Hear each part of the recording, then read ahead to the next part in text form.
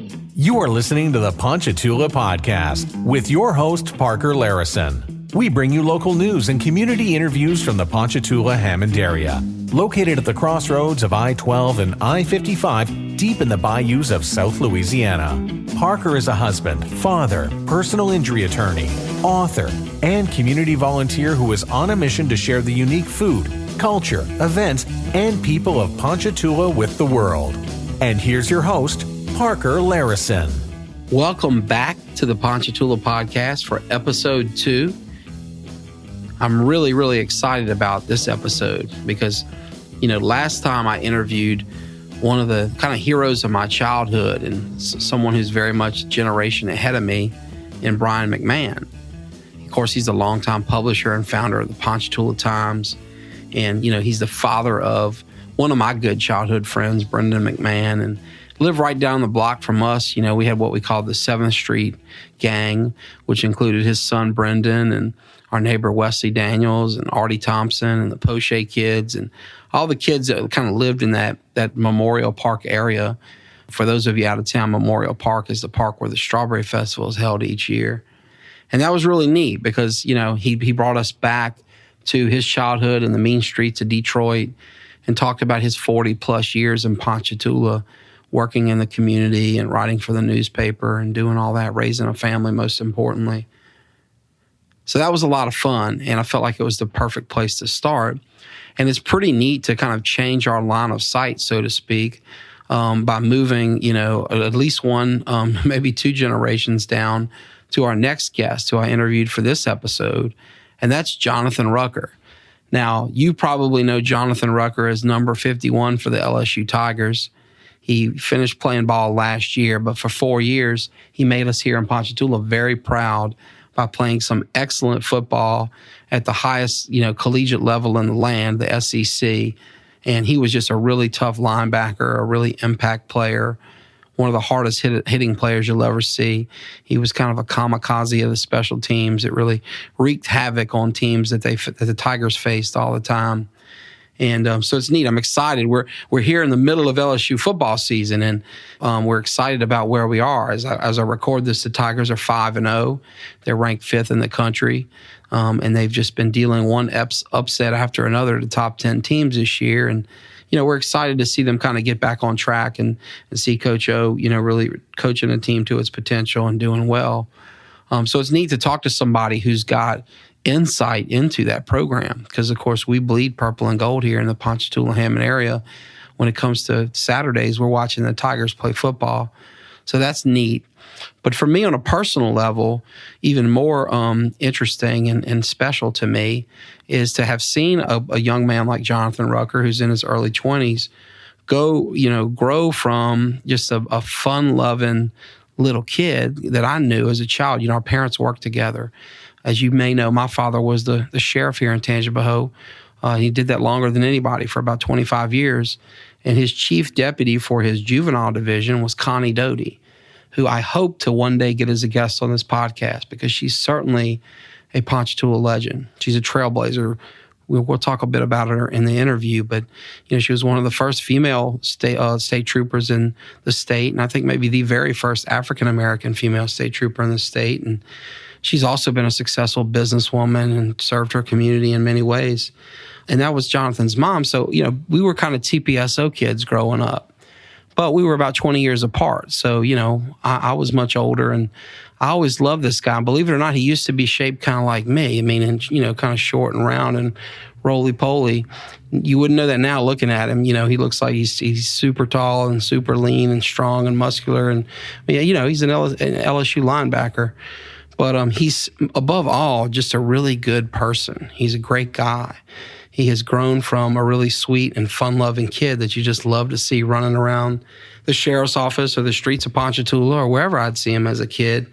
And now he's a dad and a business owner and a nonprofit founder and just so many great things. And, man, that's Ponchatoula. We are a place where somebody can grow up and have, the benefit of, on one hand, a really strong mom, a really strong grandmother, a really strong sister, an anchor in the community and a family that goes way back, but also lack maybe a father and he's going to tell you his story about how he found father figures right here in the community.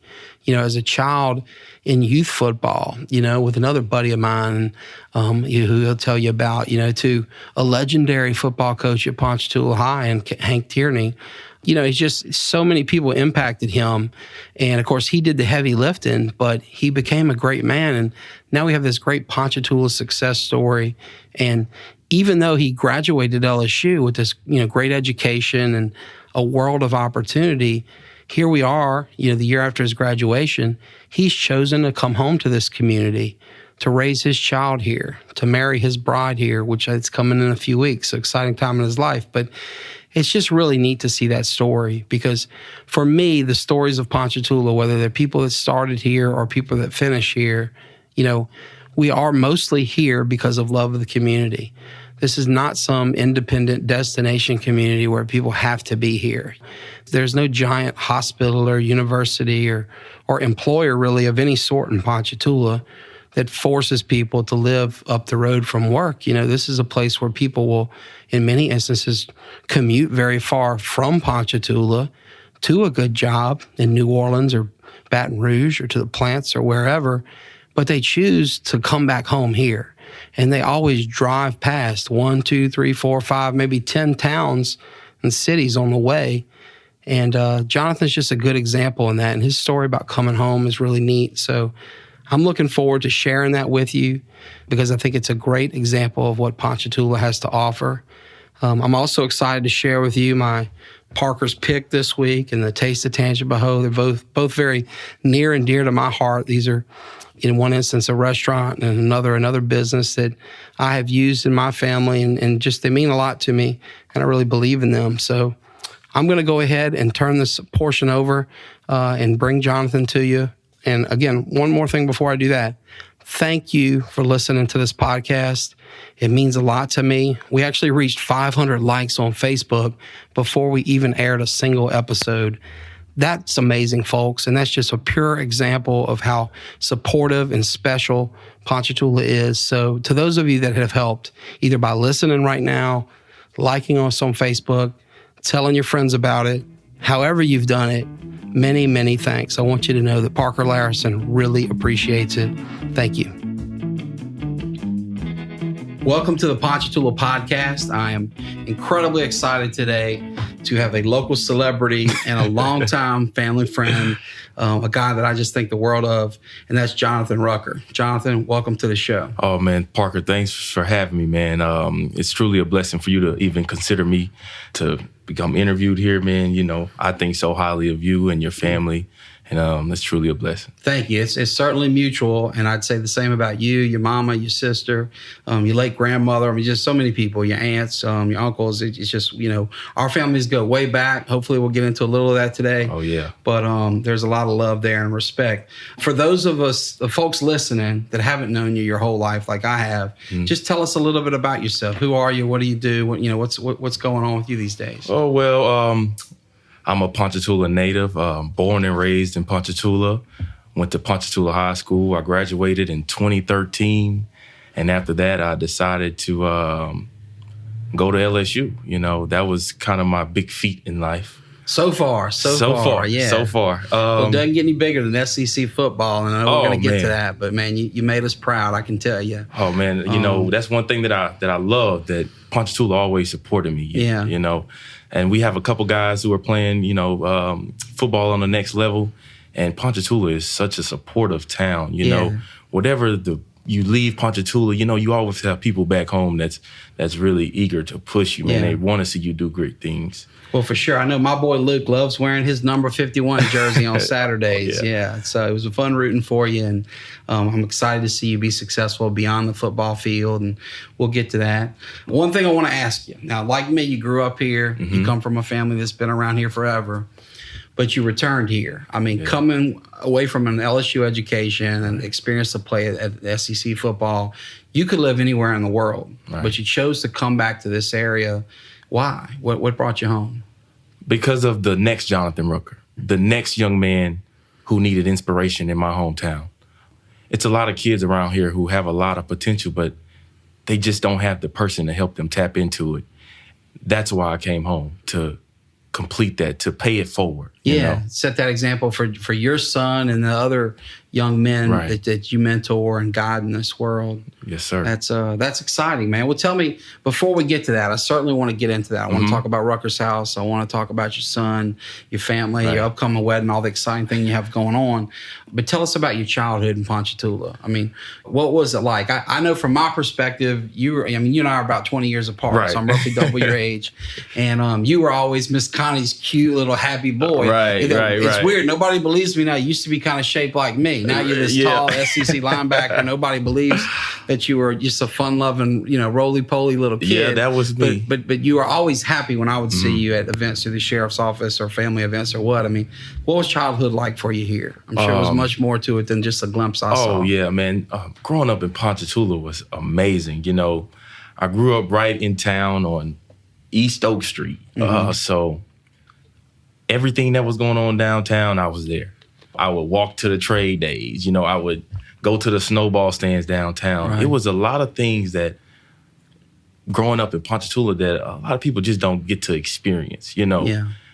It's the diversity of our town is what I think sets us apart from a lot of other towns around here, man. It's people coexisting, even at our schools. We all come from a different background, but whenever we're at school, whenever we're on a football field, whenever we're doing things throughout town, man, everyone coexists.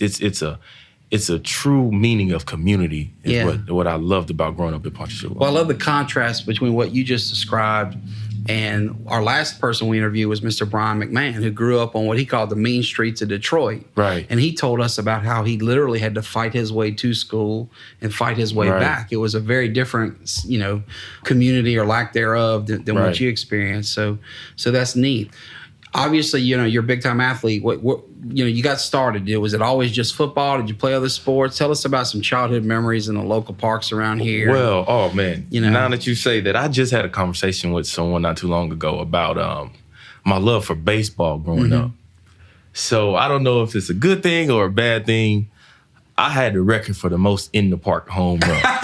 Wow, you had some wheels. I had some wheels. I was short and chubby, but I could get around those bases. But my mom came to me and she said, "Jonathan, I know you love baseball, but I can't sit out in that heat, So you're gonna have to make a decision." Right. So that's when I really decided I'm gonna just stick with football. We don't. Once I got to LSU, that's when you start playing day games, really. But it sounds like my parents. They hated watching us play soccer for the same reason. It was long and hot, and they were happy to see our soccer careers come to an end. You remind me of the In the Park Homer story. I remember when I was a kid, my best friend's name is Will Richardson, and we grew up together, and his grandfather and then his dad had the Richardson hardware store. And I'll never forget once, a quick aside, my coach when I was a kid in baseball was Muddy Burner. Great man, wonderful coach, and we had a heck of a team. A few years ago, I was speaking at your club, the Kiwanis Club, and Mr. Burner, who I think is a past president there, and certainly his dad, Mr. Tony's like an icon with Kiwanis. Right. He's introducing me, and he's telling the club, he's like, "I got Parker Larison today." Nicknamed me Thurman after the old Yankees catcher, Thurman Munson. He goes, "Thurman here is the only guy I've ever seen whose athletic career peaked when he was in the 5th grade." So I love those old stories because that's all I got, man. Right. Where Little League All-Star was the peak for me. But getting back to my buddy Will, they got the hardware store, and Will, who ended up being a great soccer player, 4-year captain at Ponchatoula High, just a wonderful player, but he stunk at baseball, and I used to get jealous because, man, if he got a single, his dad would give him like a pocket knife out of the hardware inventory, and I'm over here. I wasn't much of a home run hitter, but I was batting second and, hitting the ball just about every time. And my dad didn't bribe me for any of my hits, so I was jealous. So it's fun, man. We had a real baseball culture here in Ponchatoula. And it's funny because you're right, it kind of flips the switch. Once you get to high school, this is very much a football town, and it's about Friday night lights in the swamp. Man. Coach Hank Tierney has definitely done an amazing job since he's been there. So blessed to have him here. And he's put kids into a college that who wouldn't necessarily be going to college if it wasn't for football, and Coach Hank really played a huge part in me going into LSU because he told me, "Man, you better than what you think you are." And Coach Hank really pushed me. Coach Hank and back to Little League and playing at the rec park, Brandon Bennett was my coach. You got to be kidding me. Wow. Brandon's a dear friend of ours. He and my brother Louie went to school together. Yeah. His grandfather and my dad were high school teammates in Ponchatoula High years ago. And his dad and grandfather were Louie's coaches when he was a kid. But yeah, those guys have a rich sports tradition here. Coach Brandon, man, he did so much for me also when I was growing up. He taught me how to be tough, man. I credit all that to him and my mom. My mom would never let me, if I would get hurt, you better get up. I can't come out there and pick you up. So, you know. Well, I'm sure everybody listening, if you've been around Ponchatoula long, you know Brandon Bennett. But in case there are a few that don't, he was the #1 Elvis impersonator in the world. Yes. So definitely worth seeing his shows. He's much more than a great football coach and a great guy. Right. Speaking of your mom, Connie Doty. Oh, yeah. She is a legend, a real trailblazer, especially in, my dad and brother's line of work, law enforcement. I believe, she was, one of the total trailblazer as a state trooper. Right. She was a chief deputy for my dad, I think was the juvenile division. Tell us about your mom. I mean, we all see her. We know her as this, badass woman with a badge. But what was she like as a mom? And obviously she's been an inspiration to you. Tell us about that. Well, I don't know if too many words can't describe my mom. She was a lot of firsts. She's one of the first, not only female, but African-American female state troopers for the state of Louisiana. Right. So she had to have a type of toughness to her, and that carried on into just as tough as she was working. Yeah, that came home with her. I have to admit that. Right. And until this day, man, my mom is still on me. I credit all my success to her. She's an amazing woman for sure. Yeah. I mean, I grew up with just my mom and my grandmother, but my mom was just, she is an amazing woman. From what she does in her community, what she does within her family. I hope that I can be a splash of what my mother was, That's what I admire the most about her, is that she had a lot of odds stacked against her, and I feel like she beat them. Oh, for sure. I mean, she's not only the, law enforcement trailblazer we've mentioned, but she succeeded in business, social services, you name it. I mean, she has really checked every box as a, icon of our local community. Definitely. Hopefully, I don't know if I'll ever be big time enough to get her on the Ponchatoula podcast. Oh, man. But she's a little jealous I'm up here, so, I'm probably in trouble for that. I'll be right back with the rest of our interview in just a moment. You know how car crash victims struggle to pay for the medical care they need? Well, at the Parker Larison Law Firm, we help busy families recover after car accidents so that they can rest easy, pay their medical expenses without worry, and move forward with their lives. We do this by sharing our free accident handbook, battling Goliath insurance companies, and treating our clients like family. Our clients say we help them save time and recover the money they deserve so that they can focus on getting well and living normal lives again. If you were injured in a car, truck, or motorcycle accident, give us a call now, 985-467-9525. Speaking of amazing, you mentioned your grandmother who, we all loved. I'm seeing a trend here in amazingly bright, beautiful, strong women in your family. And, we can't leave your sister out of this. No. Heather's a big deal. I'm not going to get in trouble by not mentioning her. So tell me what it was like having a big sister like Heather. Oh, man. Well, when I was younger, we used to feud all the time. I used to have a piggy bank in my room. My mom used to put most of the change in my piggy bank. And Heather used to sneak into my room and take my change. Her and her friends used to go to McDonald's and would never bring me anything back. So I used to despise her a little bit about doing those little things. But sibling rivalry. So you're fortunate enough you have one child yet. I've only had two for 7 months, but I see it already. Already. Luke doesn't want to share his Paw Patrol with his little brother. Oh man, and it has gotten better since we've become older. Well, I noticed she's been your #1 fan. She is always there for you in games and just whatever you do. Yes. I also noticed she's quick to keep you in line too. She'll tell you it's a good thing you're a sharp dressed guy, because if you weren't, she'd let you know. And let you know online in front of all your friends. And, She's something. Because she did her stint in Hollywood. Right, She right. was working in production in Hollywood. She worked with Miss America, Miss USA. So she's been doing a lot of those things. And yeah, Ponchatoula High homecoming queen was just a start for her. right. She saw the real bright lights, big city. Yeah, so I'm kind of was blessed to have all those strong women in my life. And didn't she just start a new career too in education? Oh yeah, she's teaching now. She's teaching the 3rd grade. Okay, that's neat. Oh man, I never would have thought I would see her teaching the 3rd grade, but she loves it. Well, speaking of strong, bright women in the Doty clan, you're bringing one into the fold and your fiance, right? Oh, yeah. You got a wedding coming up. Mm-hmm. Tell us about Kaylin and what she's brought to your life. And were you guys high school sweethearts? Is that how you met? After high school? We don't have to get TMI here. I just want to kind of let the world know this is a Ponchatoula love story. Oh yeah, definitely. We've got Ponchatoula girl, Ponchatoula High. Yeah. And you, I mean, don't share any more than you want to. I don't get you in trouble here, but I know it's a happy time in your life. You got a beautiful baby boy, and she does something for me. The first time that me and Kaylin had a conversation, she asked me what church I attended. Mm-hmm. I dated previously, and I never had that come up in a conversation.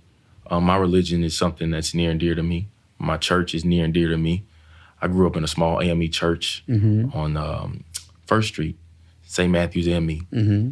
And when she asked me that, it kind of sparked my interest even more, because she's not only interested in what I can offer her as far as my person, but my beliefs. Right. And so there's a window into what's so important to her. Right. From then on, through college, we made it through college, and, I knew that I had to make her my wife. Mm-hmm. It was a kind of a love at first sight for me. I don't know about for her, but, So she does something amazing for me. She brings out the best in me. When you look in the Bible and you see what a wife is supposed to do for a husband, she does all that for me and more. Well, I'm so happy for you, because nobody deserves it more than you. And you guys, you're just a beautiful couple. Y'all bring joy into everywhere you go. And the biggest and most obvious part of that's your son. So he's, we talked a little bit off air about him and where he's at age-wise and all. But, you're coming up on a year. How have 10 months or so been with that little guy? He's just amazing. Tell us about how that's changed your life and just what you think of the whole experience. Oh, man, the experience is just something I could have never imagined. I had him the second to last game of the season, my senior year at LSU. And from then on, man, he has impacted me in a way that only another father could understand. Right. I try to explain to some of my friends who don't have kids what it feels like, and maybe one day I'll feel it. Yeah, it takes a father to really understand that love, And then I gave him my name, I loved him that much before I even met him. Yeah. We got the 3D scan. Oh, he looks like me here. He looks like me there. Kaylin loves to say, oh, he kind of looked like me whenever. Right. But now when you see him, that's me all. Oh, no doubt. That's me all over that boy. Yeah. So it's just amazing, man. His grandmother loves him. My mom loves him to death. Yeah. Last night, Kaylin was upset because we were feeding him dinner. Grandma walked through the door. He was having a fit, man. He wanted to get out of that seat and go to his grandma. Yeah. So she eventually gave in, Right. But it's just amazing, man. My family, I'm nothing without them, man. Yeah. Well, it's great to see you surrounded by people that love you and, just give you the support that you need and deserve. And you've really taken that and made something. There's so many people in this world that are blessed with stuff like that, but then they blow it. Right. They don't take advantage of their opportunities and do what they need to do as men to take care of the women in their life and their children. You mentioned earlier a man who really takes care of business and had an impact on you, Coach Hank. So why don't we kind of gear back to Ponchatoula High? Okay. And you talked about how he really saw the potential in you before you saw it in yourself. Right. Tell us about what Ponchatoula High was like for you, before you graduated there in 2013, and particularly what Coach Hank meant to that experience. Oh, well, we were going through a coaching change my junior year.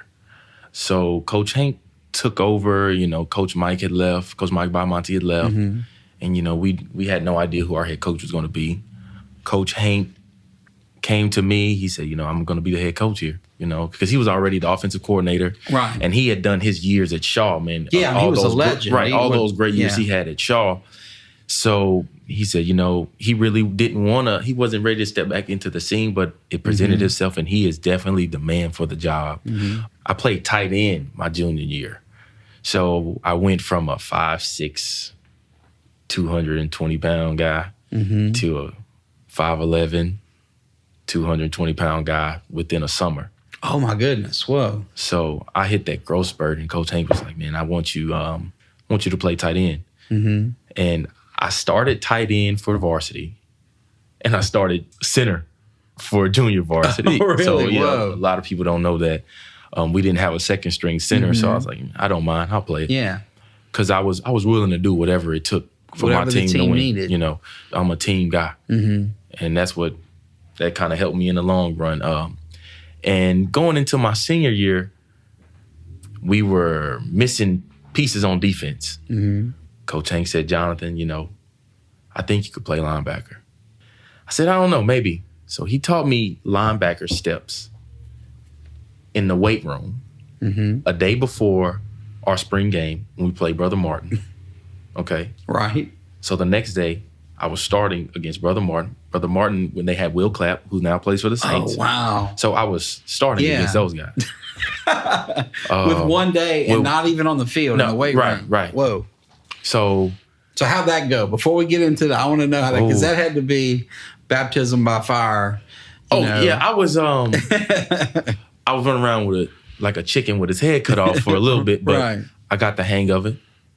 I had 10 tackles, 11 tackles. So your natural athleticism took over. I mean, you may not know the skill yet of being a linebacker, but you'd done the work in the weight room and on the track, and you're, God had blessed you with athleticism, and so you still performed. Right. And I never would have thought I would have been playing linebacker. I played offensive line my whole life going into my senior year in high school. Wow. So was it then or later? When did you realize, hey, I got this? I can be an impact player on that side of the ball. I can tackle people and hit them hard and do something different than blocking and protecting and catching. We played A-Meet my senior year. I think that was the first or second game. It might have been the first game because our starting quarterback going into spring of my senior year was Javinsky Johnson. Javinsky Johnson went to A-Meet, transferred back to A-Meet. Oh, whoa. Okay. And he now became a starting receiver for A-Meet. Javinsky Johnson played for the Red Sox. He got drafted by the Red Sox. And that's a little aside. So... Well, you're in my office here. I don't know if you noticed. I got a bunch of Yankees gear. That's why I was a little hesitant. Yankee Stadium seats over there. I can see where this is going, but I don't want to have to kick you out. I was a little hesitant I was a little hesitant to say that. I'm a little bitter. They won the division this year. Right. You're stuck with the wild card. That's really impressive, though. So you're talking major athlete. He's there. And you're leading up to your big moment. Right. And he's playing receiver, right? He's playing receiver. Switch from quarterback. From quarterback, starting receiver for A-Meet. I knew I had it whenever we were playing them, and I just couldn't seem to be stopped. To say the least, I was player of the week for our district that game. I had about at least 12 tackles. I can't remember, but man, the stat line was amazing. And my pastor at the time was the assistant principal at A-Meet High School. So we had a little... So you heard about it on Sunday. Yeah. So at that moment, that's when I realized, I can really start taking this serious, and it can open up some doors for me. Yes, sir. That's what that's some exciting. Well, before we move on, we're going to move on with your football career, obviously, because you went on to bigger and better things. But tell us about Ponchatoula High from a non-football perspective. Right. Whatever you want to talk about, your buddies there, your favorite teachers, just the people of Ponchatoula. Obviously, we're very proud of our high school. It goes way back. Had a lot of success there. I mean, I'm particularly proud of it. I was blessed to be Mr. PHS in '95, and my dad had done that 35 years before. My brother Louie a few years after that. So it means a lot to me, and I know it means a lot to other people. Mm-hmm. What did you think of the overall experience there, and just what kind of time? I mean, I'm sure you made some good buddies there. Oh yeah, man! I made some lifelong friends at Ponchatoula High. I made friends that are going to be standing in my wedding exactly a month from today. Actually. Oh, cool. Like I said, the diversity of Ponchatoula High School is what everybody loved when I was there. Yeah. We threw parties after homecoming, after prom, and people were just surprised about how diverse my parties were. We had a little crew. We called it our little Italy club, Well, Little Italy Club. Oh, that's because you live in Little Italy. Yeah, Okay. So we used to have some parties over there, and man, high school was so fun because not only the teachers that we had there, the coaches that we had on the football team, everybody really cared about everybody. Yeah. And, academics I'm big on academics. Academics was amazing. Everything that I learned in Ponchatoula prepared me for college. Yeah. It maybe was one class, astronomy, that I struggled in college, but everything that Ponchatoula taught me carried on later in life. Yeah. That's great, man. Well, that's neat. Well, tell us about how you go from Ponchatoula to LSU football. You mentioned big games, changes in position, the influence of Coach Hank. There's no bigger deal, than SEC football. Right. I mean, it's the most competitive recruiting grounds in the world. Definitely. LSU, I think, has put more players in the league than about anywhere. Right. So how did you get that shot? I mean, it's one that very few people have ever had, and especially coming from here. Oh, yeah. What led you there? Coach Hank actually had a friend, Coach Nader. Him and Coach Nader were real close, and Coach Hank told me, I know you don't want to play, because I didn't want to play football in college. I just wanted to go to college and, pursue my business degree. So Coach Hank said, he called me Ruck. Ruck, I think you just need to talk to Coach, send him some film, so I think you can play. You can play at the next level, especially SEC. So I did that. Coach Nader, out of nowhere, sent me an email. He said, we want you as a preferred walk-on. I didn't know what a preferred walk-on was. I was like, okay. Well, preferred walk-on is actually, they don't have enough scholarships at the time, but they really want you to come. So, there's strict limits in NCAA football, it's right? 80. Okay. 80 scholarship that they're allowed, Okay. 80 to 85 scholarships, I believe.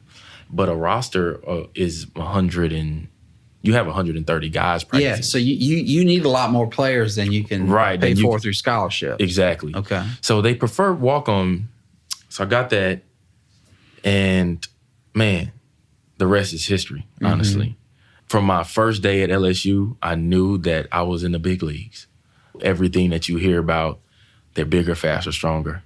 It's true. It's true. Hey, tell us about how physically grueling were those first few practices? I mean, did you ever think about giving up? I mean, tell us about that. My first practice, I got there the first day of fall semester. The team, the guys that are already there, they had went through fall camp and, they had went through the summer program. So their bodies were a little more beat up than mine. So I was coming in fresh. I had worked out all summer, didn't go through fall camp. So when my first day of practice, I remember I was lining up on defense. Alfred Blue was the running back. Alfred Blue is bigger than what you think he is. He's a beast. Oh, man. That's much man. He's a lot of man. So I tackled him, and, me and him got into a little altercation. Coach Miles comes up to me. He said, Ruck, I heard a lot about you coming from Ponchatoula. We just finished fall camp, so I need you to take it easy on my guy, okay? So I was like, man, come on. You want me out here? I can't just be out here just, being a dummy. So the next week, we had a scrimmage. That's when I was like, okay, what did I get myself into? I thought about, I don't know if I really want to do this. But I would have to tell my mom that. So I didn't want to come home. I didn't want to come home. So you were more afraid of Connie Doty and Ponchatoula and Hammond, Louisiana, than these giants at LSU that could literally rip your head off your neck. Yeah, I can relate to that, Because I'm going to tell you, I have no idea what it's like to line up against 300-pound muscle men. Oh, man. But, your mama's scary, and she packs a gun. Oh, so, yeah. Oh, man. Definitely. You're a smart man. Well, tell us, about your favorite memories playing for the Tigers. There's so many. You made us proud because you not only played, you went from preferred walk-on to scholarship player, and you had an impact. I mean, I remember hits. I mean, you got a nickname for how hard you hit. I mean, tell us about that. You enjoyed great success. Oh, man. Played for Coach Miles, who's a national championship winning legend. Just tell us about, your fondest memories as an LSU Tiger. My fondest memories, man, every Saturday was a memory. I can remember every Saturday that I was blessed to walk out on the field and walk through the double doors and tap that win bar in Tiger Stadium. It's an opportunity that not a lot of people get. And I truly did not take it for granted. I have a lot of friends that I played high school football with, a lot of kids that I played peewee ball with that never had that opportunity. And I told them, a lot of my old friends, I said, man, every Saturday I'm playing for y'all. I think about y'all every Saturday.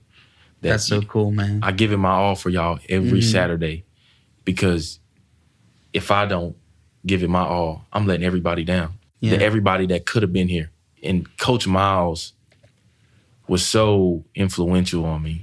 Yeah, tell us about him. What a character. Man. I mean, boy, if there's ever been a guy I wanted to meet and didn't get a chance to, it's Coach Miles. He's is what you see is what you get with Coach Miles.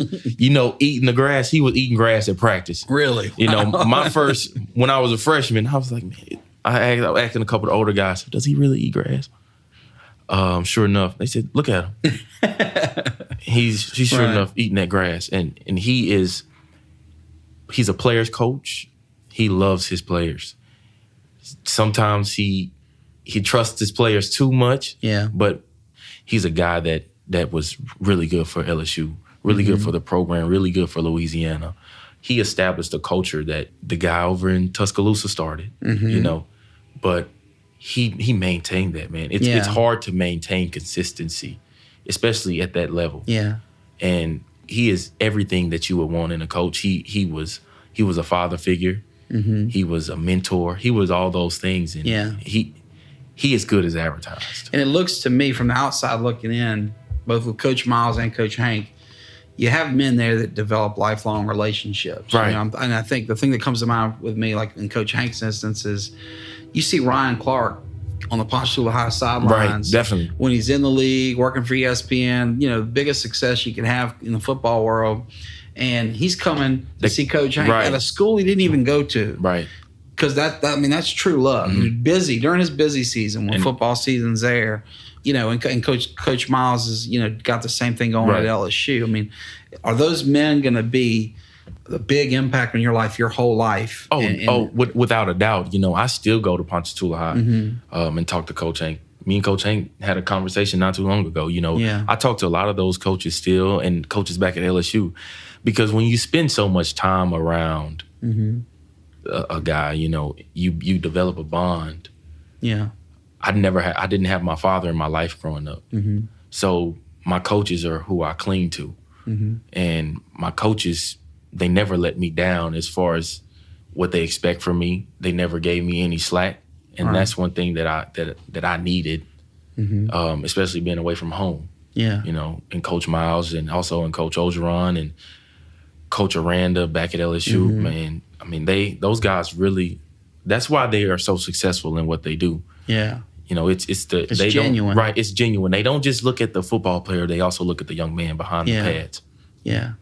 Well, shifting gears from the coaches that mentored you to the guys you lined up with, the band of brothers that made these teams. I mean, tell us about that. Did you develop some really deep and long-lasting friendships? You mentioned earlier Ponchatoula High.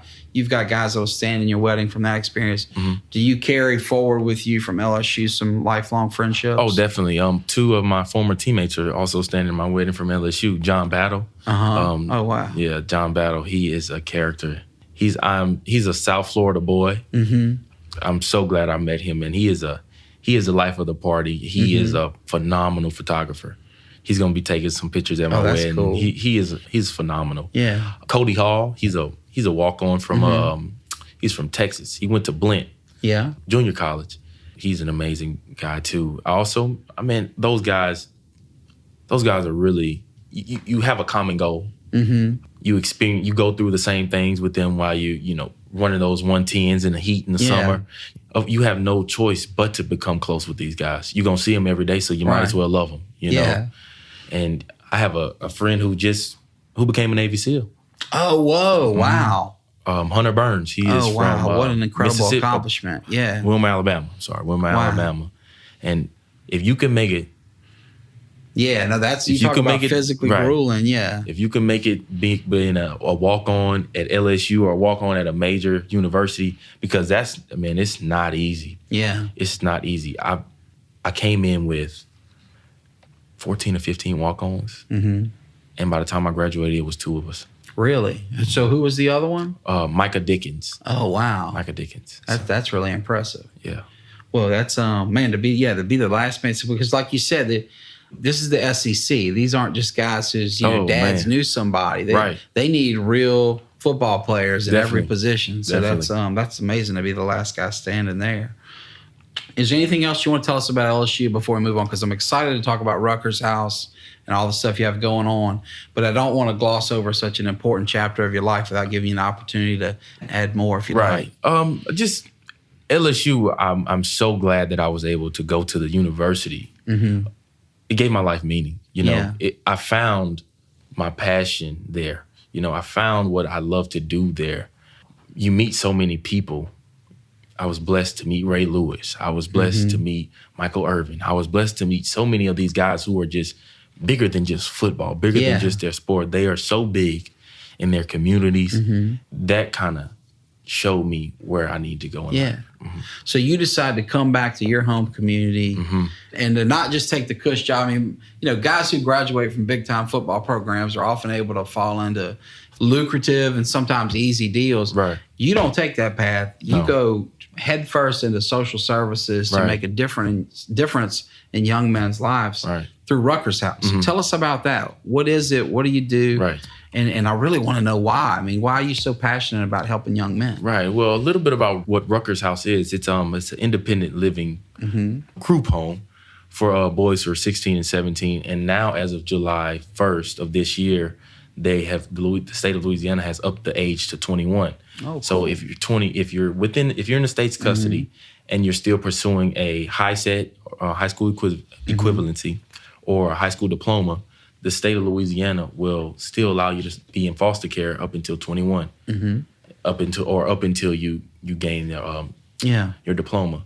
So we have a lot of things that we do at Rucker's house as far as, we provide them with counseling. We provide them with workforce. We send them to the workforce. We do everything that a parent is supposed to do.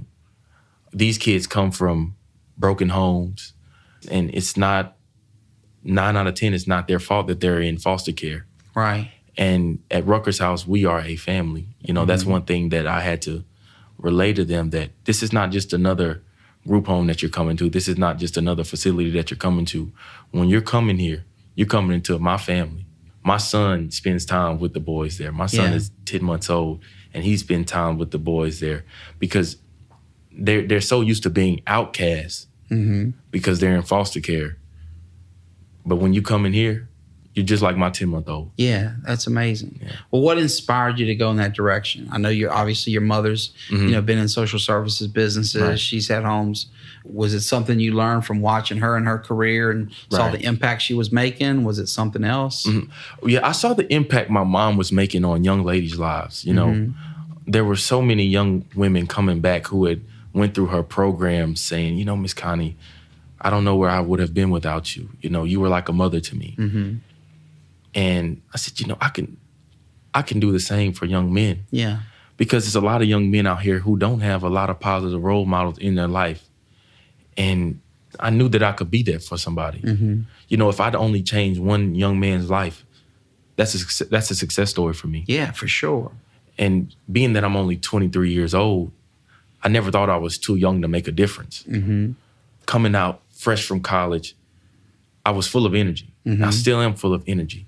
So why not put everything that I have into trying to help these kids because they need help? Yeah. Well, speaking of help, how can we in the community that want to support your work help you? What do y'all need, from donations to services to what would help you do what you're doing and either expand it or just make it a better experience for these boys in terms of getting them what they need? We're looking for job opportunities for the kids. My boys are not troubled. They don't get in trouble. They're not troubled kids. They just didn't have a home, have a home life. And that's how they end up with me. I'm looking for volunteer opportunities for my boys because we also want to do our due diligence in the community. We give out groceries every Friday at our office. We hand out to about 20 to 25 families. Oh, that's cool. Because we're partnered with Second Harvest, so we pick up donations from Walmart, Chick-fil-A. Yeah. I had 2 of my boys today. We were out going to the homeless shelters today. We drop off Chick-fil-A. We drop off a ton of things. Cool. So it's not about what can we do for y'all. Yeah. Well, how could someone get in touch with you to help? Well, we now have a Facebook page. That's how I knew you did that. I saw a photo of you with the groceries and Chick-fil-A on Facebook. Yeah, we now have a Facebook page. It's Strike 2 Ministries Incorporated. That is our nonprofit. I update a lot of things that we do throughout the community, and we also have something where we're planning for Christmas. We're going to be. It's going to be the first year of the Men of Christmas. Oh, tell us about that. What's that? So it's going to be it's a bunch of some of my childhood friends who do different things in the community. My cousin Jawan, he has the gaming truck. He does a lot of insurance. He does a lot of things in the community as well. And we're all going to come together. We want to make it. I don't know if you remember Santa Bear. You remember? Yeah, absolutely. Yeah, we want to kind of give it the Santa Bear theme. Okay. And it's something that we're going to start this year. And you're the first one to hear it. Put me down on the list. Count me in. You're the first one to hear it. Help and volunteer and do all that. Definitely. I don't know if my 2-year-old can keep up with your 10-month-old. He doesn't have LSU linebacker genes in him, but I'll drag him along for the definitely. experience. They will have too much fun. Yeah, that sounds like a great program. And we also, this is something new that we haven't really spoke about.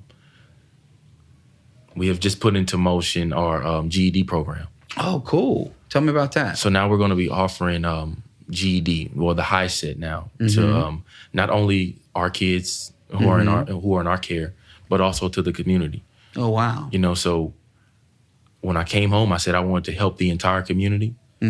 That's what I want to do. What better way to help a community than provide education? Tell us about that process. How does someone go from needing that to getting it? If you need a GED, right? Or how do you go about? I know they have a GED program now at the North Shore Technical School. Okay. So a few of our children, boys and girls, are enrolled there now.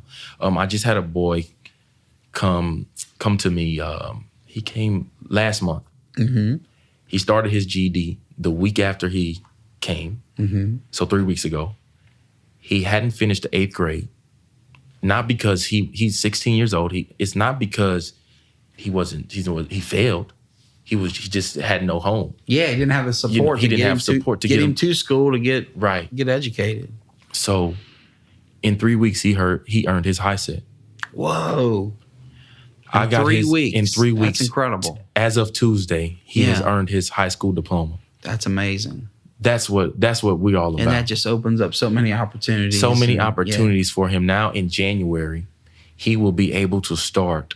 He's going to technical school for heating and air. He'll be able to start that at 16 years old. Wow, that's a great career, man. You can really go far with that. That's outstanding. And that's what we're trying to do at Rucker's House. Preparing our boys to become great men. Yeah.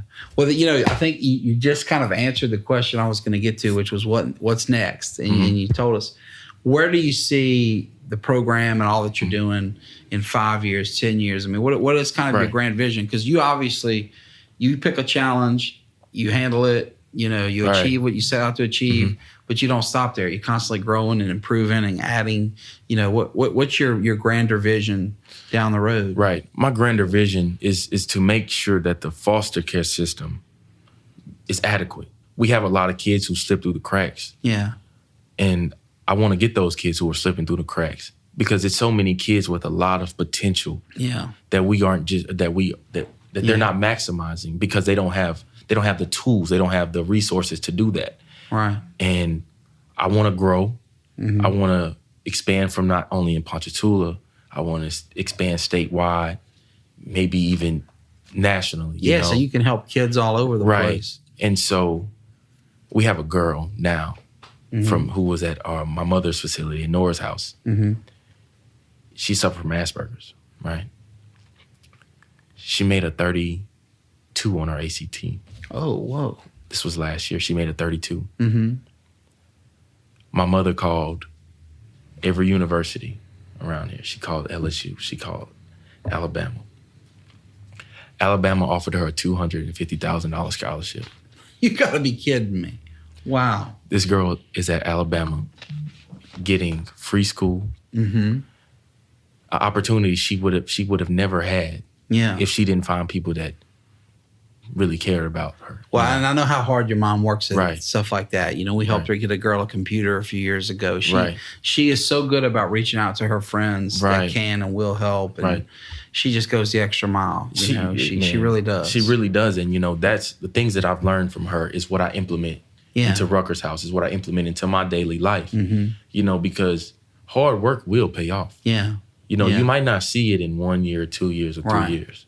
But in the end, it will happen. Well, and the needs around here, especially, you know, we're a poor parish and a poor state. Right. And, you know, my wife's a social worker, so I hear about it just about every day. Our needs are tremendous. So it takes people stepping up like you have.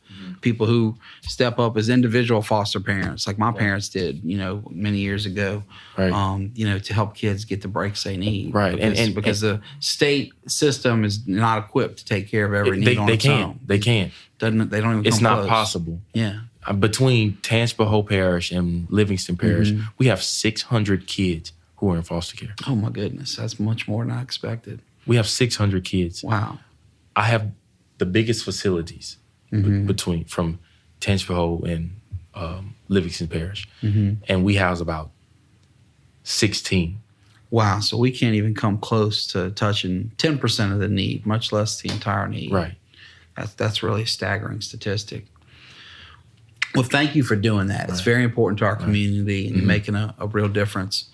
I know that you also are someone that's helped friends and other folks in the community get their businesses going, whether they're selling candy or what. I mean, tell us about other interests of yours. You know, you mentioned a business degree earlier. You've always been interested in that. What else is going on? Is there anything else you want to talk about here, or plans for the future, or just? Oh yeah, we have a lot of plans for the future. You know, I don't want to spoil any. Right, don't divulge any trade secrets. I don't want to spoil anything. any. But like you mentioned, my great friend Lamarquez Spears, who's going to be my best man in my wedding, he sells the best. Your best man makes the best candy. The best man makes the best candy. So that's well known. We've been working on getting him his Let's go in. We're gonna go ahead and say it, a bakery. We're gonna oh, great. That's so great. we've been working on that. And you helped him sell candy across the country, right? Oh, This stuff's going viral. Oh, I was shipping candy to California. I was shipping candy to North Carolina. I was shipping candy to wherever. Coast to coast. Yeah, wherever you needed the candy, I could ship it to you. That's exciting, man. That's really neat. It's about being your brother's keeper. You know, for sure. I push his business like it's my own business. Just like he helps me tremendously at Rucker's house. I do the same thing for him. Yeah. You know, that's what we do. We support one another. Yeah. Just like, you know, if you ever needed me to do anything, I know if I ever needed you to call. Right. You know, it's no problem. I can tell you, with this law firm here, it would not have been successful without the same thing. Right. From my brothers and friends and, you know, people that have just propped me up. The community has built this place. Right. And like I said earlier, man, we come from a great community in Ponchatoula, man. Yeah. Well, tell me this. Speaking of the Ponchatoula Hammond community, how do you feel like we're doing today, and how does it differ from, say, the community you grew up in, you know, before you went off to LSU, you know? I think we are expanding a lot, man. It's a lot of things that are coming to town that I never would have thought would have come to town. I went to school and came back, we got a Walmart, you know? Right. Yeah, talk about a big change for so sure. I think it's a good thing, you know? I think we were the best kept secret in the South, honestly. Yeah. Our Tangipahoa Parish, because we have so much to offer. Yeah. Our culture is so rich. You know, we are right in the middle of everything. Right. You hop on the interstate, you're in Baton Rouge in 30 minutes. Yeah. You hop got on the interstate. Two great interstates intersecting here, and you're right in the close middle to two great cities. Exactly. And I mean, man, we are expanding. You know, if you're going towards Robert, you see all those homes coming up. Right. That's more people we're adding to the community. You know, the secret's finally out. The secret is finally out, and everywhere is starting to hear about us. Yeah. You know, when I was in school, when I was at school one day, I had a friend. He fellow walk on. He said, "Oh, man, what's that place? It's in Ponchatoula. I went to Ponchatoula for an all-star game or something, and we stopped at this little cafe by Alligator." You kidding? It was, I couldn't think of the name. I was like, Paul's? He said, oh, man, yeah, Paul's Cafe. So people know about us, man. People know about us. Well, you sound optimistic about where we are and where we're going. Definitely. And I would share that. I feel the same way. What advice would you give to friends like the teammate you mentioned or anybody else who's either passing by or maybe even thinking of moving here? You know, they like the cooking at Paul's that much. Right. You know, what would you tell them about whether to do it and kind of what to look out for when you do come? Oh, I would encourage it so much. I would say find a house by the Strawberry Festival, you know. I agree with you there. You know, I'm looking at a photo of my wife on a wall here, and I met her at the Strawberry Festival, and she's way too good for me. So I can tell you, magic can happen at the Strawberry Festival. It's a magical time. You know, I'm now on the Strawberry Festival board. That's right. Yeah. So I've been behind the scenes, you know. Have they assigned you a role yet? I know it's always one guy does the music and one guy does the PR. What are you going to be doing for the board? I'm over the booths. I'm on the booth committee. So I'm the guy you want to see if you want a booth. Yeah. Well, you know, I'm a former Rotary president, and whoever's president's in charge of our booth for that year. Right. So that's where I met Brandy. You know, oh, wow. We do jambalaya and beer and stuff there. And I'm telling you, the magic happens at the booth. It is a magical time. Yeah. It's a magical time here in Ponchatoula when it comes to Strawberry Festival time. And now there's a lot of things that are coming up even outside of the Strawberry Festival. We just had the Art and Wine Stroll, right? With the Chamber of Commerce. That was a big success. Oh man, it was a huge success. Downtown was packed. It was full of music, fun. You're involved in those organizations. You're also in the Kiwanis now, right? Oh, yeah, definitely. Yeah. Yeah. Have you been enjoying that? I've been enjoying it. You know, I really didn't know too much about what Kiwanis did. Yeah. And once I joined, man, they do so much for the kids in the community. Yeah, well, their focus on children is perfect fit for your philosophy and life view. I will say this, though. Be careful at the Larison House. My mom was bummed that she missed out on you at the Rotary. Yeah, my mom was the first female president at Rotary. Now, listeners, my brother Bree is a former president of Kiwanis. So, not all the Larisons were disappointed in Jonathan's decision to choose that club. But beware of Mama. She gave me an earful at the golf tournament. Oh, did you? Yeah. Don't let her. Hey, if Bree can get through it, if her own son can do that to her, trust me, you're going to be okay. Yes. Well, you've given us much more time than we deserve, and I thank you for it. Before we close, is there anything else you want to share with our listeners about you, about projects you're doing, about Ponchatoula, just anything in general? Oh, man, I just want to let y'all know that, you know, if you ever need any help from me, if you know any families that are in need, if you know any kids that are in need, don't hesitate to contact me. I'll be right there. You know, like I said, you can add us on Facebook or you can add my personal page, Jonathan Rucker. I mean, I'm always available. I'll make myself available to help anyone in need. And I'm just so thankful, like I said, to be able to speak with you, Parker, you know. I'm so grateful you made the time to come because you're interesting and fun, and you have a giver's heart. I've always admired that about you. Thank you. And I thank you for coming on the show. So have a great day. And to our listeners, thank you very much, and we'll see you next time. Once again, we're here to provide you with a taste of Tangi. That is the portion of the podcast where we recommend some great food here in the Ponchatoula, Hammond area, or really anywhere in Tangipahoa Parish or near here. Last time we talked about the delicious Italian food that you could get here in Ponchatoula at Ristorante Foodies. It is undoubtedly the best Italian restaurant in Tangipahoa Parish, although I do concede the best Italian food is going to be consumed probably on Sunday in one of our many Italian homes, like my wife's family, the Brunos up in Independence. Boy, I'd put that red gravy up against anybody's. But today we're going to shift gears a little bit. We are talking about another proud Italian family of Tangipahoa. I was really honored to work for this family, the Gazzardos, for many years. I worked there 4 years in high school, as did two of my brothers, and they were very good to us. But the next Taste of Tangi restaurant that I want to recommend is Hi-Ho. And there are, of course, several Hi-Ho restaurants in the area. The one that's most dear to me is Hi-Ho number 1, right there in Hammond on Highway 190 on the west side of town. I worked there, as I mentioned, for several years in high school. If you know about that already, you know how delicious their barbecue sandwiches are and other sandwiches and other offerings. If you've been going there for your whole life like I have, you probably remember the legends that worked there back in the day. Miss Celeste up front, who was just awesome. Mr. JT, who owned the place, who was a dear man. And these are folks that just really meant a lot to me. They're no longer with us, and I miss them dearly. But thankfully, they left behind some delicious recipes. So there's still some folks that have been there forever that you may recognize, like Scooter or Sylvia or John Jr. There's, lots of people that have been there forever. But the Hi-Ho barbecue sandwich is a unique creation. I can remember when I was a kid, one of my dad's best friends, Hobby Morrison, that was son of Congressman Jimmy Morrison. He lived in Hollywood. Hobby was a big-time filmmaker out there. He made some iconic commercials and some movies. And anyway, he lived a glamorous lifestyle in Hollywood. But the first thing he always wanted to do when he would come home to Hammond to visit his dad was head to the Hi-Ho. And he had kids, so he would pile his kids in the car, and me and my brothers and dad and our families would go up there together. And Hobby would just pound these sandwiches. He would eat, several at a time.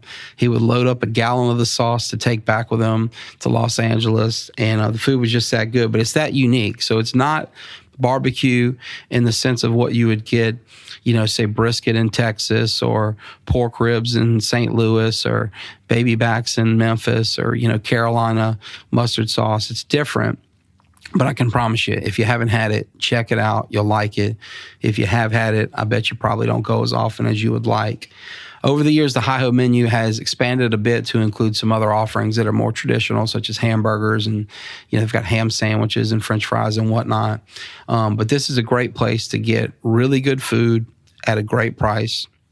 It's as casual as they come, so you can show up, as I have many times after a day on the river, in flip-flops and swim trunks or whatever. You don't have to dress up. This is a fast casual type restaurant. So anyway, Hi-Ho number 1 is great. The other Hi-Hos are very good. Check them out. The barbecue sandwich, I recommend you get a barbecue, but anything you get there, I think you'll like. So Taste of Tangi number 2 is Hi-Ho number 1. Thank you. All right, we're back with Parker's Pick, which is the section of the podcast where I recommend to you something that I've purchased and either purchased here locally in the community or have purchased and used here in the Ponchatoula Hammond area and have been incredibly satisfied and extraordinarily impressed with. What I'm looking to do here is recommend to you things that have worked great for me. And I should have mentioned this in the first episode and didn't, so I'll say it now.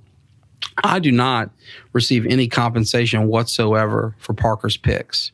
In fact, the businesses that I'm recommending don't even know I'm doing this. I don't know if they listen to the Ponchatoula podcast or not, but if they do, when it airs, that'll be the first that they hear that they were included in Ponchatoula's Picks. So I don't want you to question my motives. I'm not getting a discount anywhere for recommending these products. I'm not getting paid for endorsing these products. I'm just trying to help you out by helping you sift through the many choices that you have as a consumer so that you can have somebody that you maybe know and trust a little bit here in the Ponchatoula area vouching for a place. And it also, I should say, it doesn't mean when I pick one place that I don't like the others or that I'm talking them down.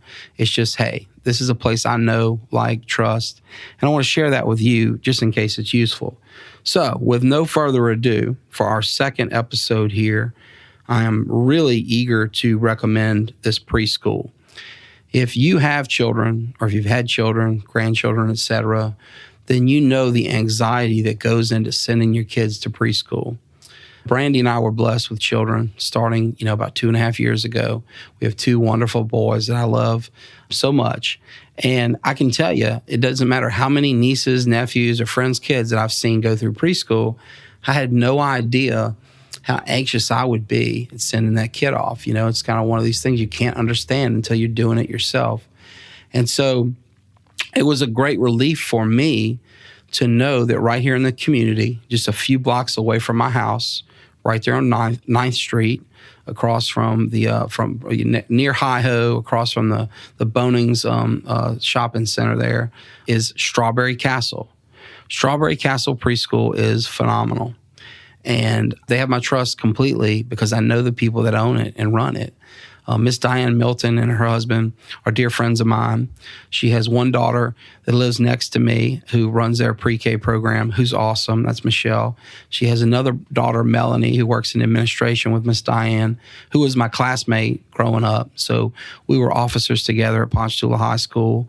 I just know these folks. I see how they raise their kids in the community. I've known their values since we were all young whippersnappers. And, I trust them to take care of my kid. I know that they love every kid in there. And so, I've seen my best friends take their kids to Strawberry Castle and love it, have great experiences. I've seen tons of people do it. And now for the last few years, they've watched my own kid and done a great job. So if you have children and you're thinking about sending them to preschool, you can do no better than Strawberry Castle right here in Ponchatoula. They are Parker's pick for episode number 2. Check it out. If you have any questions, feel free to ask me. But they are definitely my pick for preschool in the Ponchatoula, Hammond area. Thank you so much. Because this show is new, any and all support is greatly appreciated. If you haven't already done so, number 1, subscribe at the Apple Podcasts app or iTunes or Stitcher or Android, wherever you listen to podcasts. Number 2, and this is important, write a 5-star rating and review the podcast. Number 3, and this is the biggest, most important thing you could do, share it with your friends. We've got a Facebook page under the name, The Ponchatoula Podcast. Check it out, like it, share it. You're going to see information about who we're interviewing, what's coming up. If you really want to get local news about Ponchatoula, Hammond, if you want to hear about local people here in Tangipahoa Parish, please support our podcast. We will be happy to share that information, but we need your help to make this thing a success. So thank you so much. I'm very excited to get going. I've lived here my whole life. I love this area, the people that live here, the things to do here, the food we cook here, etc. I could go on, but we'll do that later in subsequent episodes. Thank you for your time. I really appreciate it, and I can't wait to share the Ponchatoula podcast with you.